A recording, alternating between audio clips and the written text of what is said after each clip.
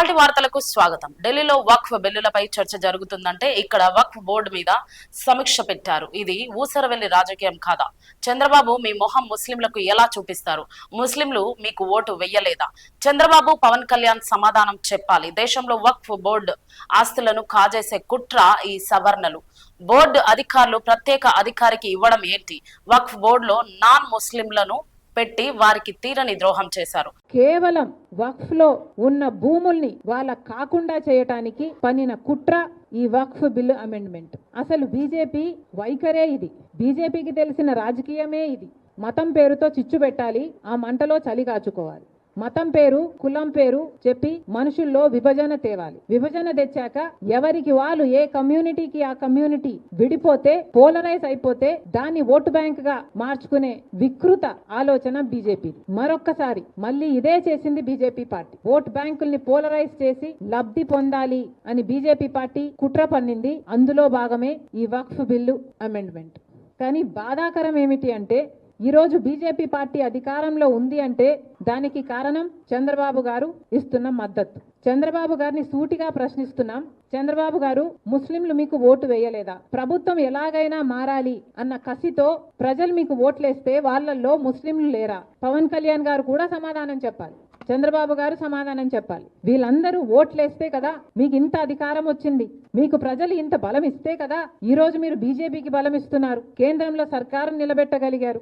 మరి అలాంటప్పుడు మీ రాష్ట్రంలో ఉన్న ముస్లింలకైనా మీరు ఏం సమాధానం చెప్పుకుంటారు? ఎలా ముఖం చూపించుకుంటారో చంద్రబాబు గారు సమాధానం చెప్పాలి. ఇఫ్తార్ విందులు ఇస్తే సరిపోతుందా? ముస్లింల మీద నిజంగానే ప్రేమ ఉండాల్సిన అవసరం లేదా మీకు? వాళ్ళ ఓట్లు వేయించుకున్నారు. ఒక పక్కేమో ముస్లింలకు అన్యాయం జరగకుండా చూస్తామని చెప్తున్నారు, కానీ మీ ఊసరవెల్లి రాజకీయాలు ఇంకో పక్కేమో విప్పు జారీ చేసి మరి వక్ఫ్ బిల్లు అమెండ్మెంట్ కి మద్దతిమ్మని చెప్పారు. ఇది ఎలా సాధ్యం? మీరు ముస్లింలకు న్యాయం చేసిన వాళ్ళ, అన్యాయం చేసిన వాళ్ళ? ఇఫ్తార్ భోజనంలో మీరు ముస్లింలకే విషయం పెట్టిన వాళ్ళు. ఈ రోజు ముస్లింల ద్రోహిగా మిగిలిపోయాడు చంద్రబాబు గారు. ఇది సామాన్యమైన విషయం కాదు. ముస్లింలకు ఇంత ద్రోహం చేస్తుంది బీజేపీ పార్టీ, వాళ్లకు మీరు అండగా నిలబడ్డారు. ఇది న్యాయమేనా? ఆంధ్ర రాష్ట్ర ప్రజలకు సమాధానం చెప్పాలి చంద్రబాబు గారు. ఏ రీతిలో న్యాయం చేసినట్టు? ఒక పక్కేమో ముస్లిం వాళ్ళ ఆస్తులను తీసేసుకోవాలని బీజేపీ పార్టీ కుట్ర చేస్తే దానికి మీరు అక్కడ మద్దతు ఇస్తున్నారు. ఇక్కడేమో మళ్ళీ అదే సాయంత్రం ఇక్కడ రిపేర్ కార్యక్రమాలు. మేము ముస్లింలకు అండగా నిలబడతాం, ముస్లిం బిడ్డలకు చదువు చెప్తాం, ముస్లిం ఆస్తులను కాపాడుతాం. ఎవరిని నమ్మించే ప్రయత్నం చేస్తున్నారు చంద్రబాబు గారు? మీ ద్వంద్వ వైఖరి ఇక్కడ బయటపడుతుంది. మీ ఊసరవెల్లి రాజకీయాలు ఇక్కడ బయటపడుతున్నాయి. ఏ విధంగా న్యాయం చేసినట్టు ముస్లింలకు? ముస్లింలకు ఈరోజు ఇంతకు ముందు ఏదైనా వాళ్ళకి సమస్యలు వస్తే వక్ఫ్ బోర్డుకి సంబంధించి కానీ ఆ కమిటీలకు కానీ సమస్యలు వస్తే ఒక ట్రిబ్యునల్ ఉండేది. కానీ ఇప్పుడు హైకోర్టు కూడా అలౌ చేస్తున్నారు. అంటే ఇంకంటే ఆ భూములకు సంబంధించి ఏదైనా ఇబ్బందులుంటే ప్రభుత్వమైనా ప్రైవేట్ పార్టీలైనా నేరుగా హైకోర్టుకే పోవచ్చు. ఇక వాళ్ళకి అక్కడ న్యాయం జరుగుతుందా? వక్ఫ్ బోర్డులకు కానీ ముస్లింలకు కానీ ఎంత విచిత్రం! ఇంతకు ముందు ఆ కమిటీలే పరిష్కరించుకునేవి.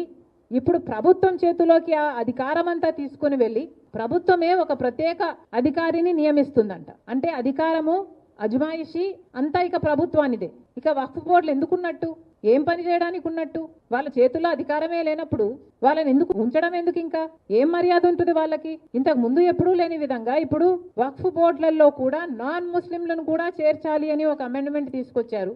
ఎందుకు చేర్చాలి అని అడుగుతున్నాం. ఏదైనా ఒక హిందూ దేవస్థానానికి సంబంధించి ఒక బోర్డు ఉంటే ఆ బోర్డులో ముస్లింలు ఉండరు కదా, క్రిస్టియన్స్ ఉండడానికి వీల్లేదని చెప్తున్నారు కదా. ఒక సిక్ బోర్డు ఉంటే దాంట్లో అందరు సిక్స్లే ఉంటారు కదా, ముస్లింలు ఉండరు కదా. మరి అలాంటప్పుడు ఈ వక్ఫ్ బోర్డుకు సంబంధించిన వాళ్ళల్లో నాన్ ముస్లింస్ ను ఉంచాలి అని ఎలా చెప్తున్నారు మీరు? ఇది ముస్లింలకు చేస్తున్న ద్రోహం కాదా? చిన్నచూపు కాదా? వారికి అన్యాయం జరగటం లేదా ఈ దేశంలో? మోడీ గారు సమాధానం చెప్పాలి, చంద్రబాబు గారు సమాధానం చెప్పాలి. ఒకటి కాదు, రెండు కాదు, ఒక్కటి కూడా ఒక్క క్లాసులో కూడా ముస్లింలకు న్యాయం జరిగే క్లాసు లేదు. కొన్ని వందల సంవత్సరాలుగా వక్ఫ్ బోర్డుకు సంబంధించిన ముస్లిం ఆస్తులు ఆ బోర్డులలో ఉన్నాయి.